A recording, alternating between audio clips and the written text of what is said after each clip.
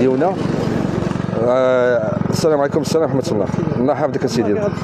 606 غتمشي عندهم هي يعطيكم معلومات. راهم الله يحفظك انا عندي لايف.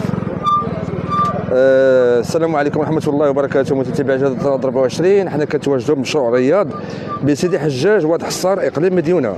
الموضوع ديالنا اليوم هو موضوع دخول الحافلات العموميه بمشروع رياض. كما سبق الاشاره اليه بالامس في واحد الخبر اللي نقلناه حول دخول الحافلات العموميه لمشروع رياض. الحمد لله هذا الصباح هذا راه كما كتلاحظوا معنا حضور حافله 606 الى مشروع رياض، وكما كتشوفوا معنا موظفين ديال شركه ارزا البيضاء كيقوموا بشرح المسار للساكنه. هذه الحافله دابا جات هنايا غير باش تعطي المعلومات للساكنه، لان بدايه العمل الفعلي للحافله هو يوم غد ان شاء الله، يوم الاحد غدا ان شاء الله غادي يبدا الانطلاقه الفعليه للحافله رقم